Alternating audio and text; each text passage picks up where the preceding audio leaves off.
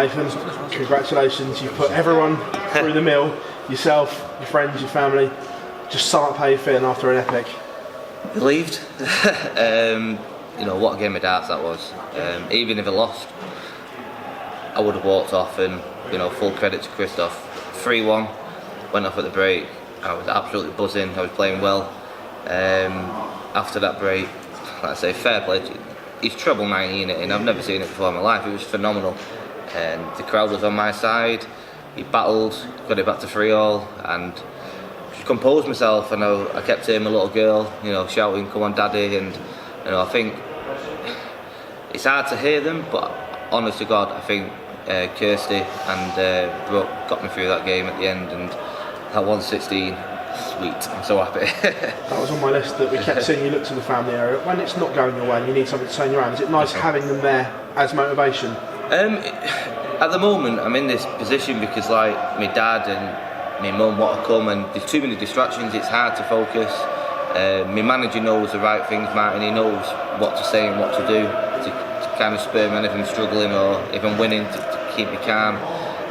But Brooke and Kirsty today have been phenomenal. You know, I keep looking at them and it's hard to explain, but just little things that they do, it kind of spurs you on to keep going. And that last set, I think has shown everyone that, you know, I've got some balls, you know, because I could have easily rolled over then after losing, you know, the next two sets to win.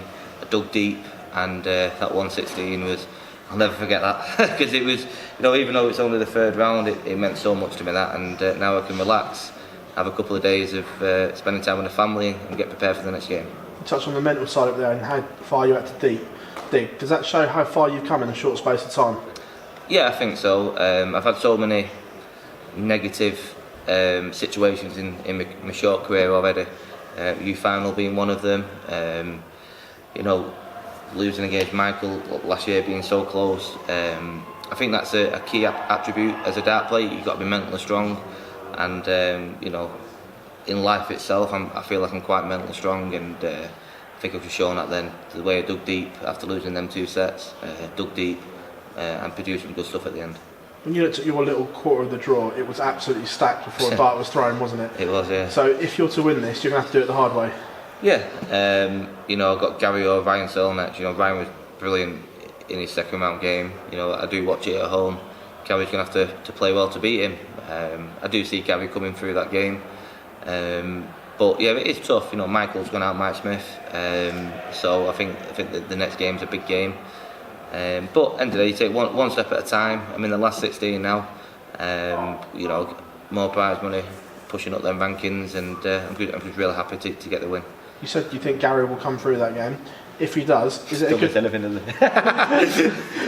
good time to play Gary due to his lack of time on the board, where you can maybe get in and attack him? He's never good. He's a two-time world champion, major winner. You know, he goes on that he doesn't do all this practice. He's match fit. He's ready for this tournament. So you know, I do think, because I just think the experience will take over. I might be wrong, but whoever I play, you know, they're going to have a good game. I'm going to have to play like that, if not better, in my next game. So I'll be watching that with one eye tomorrow, and we'll see who we face after Christmas. Nathan, pleasure. Thank you very much. Thank you. Nathan, you touched on the 116 finish. It's probably not one of the hardest for a pro, but was it one of the most important up in that stage? Oh, of course, yeah, because, you know, I can't remember what he was on, but I didn't want to go. He put him 52. He was on 52 about 20 times in that game, but I don't know what he was on. I didn't want to go 2-1 because I didn't want to have to throw the game out. I just wanted to get it ended and walk off that stage, and I get that tops.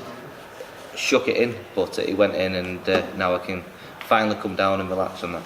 Do you think this time 18 months ago you might have let that go with Christoph coming back into it? Do you think it would have been much a difficult outcome?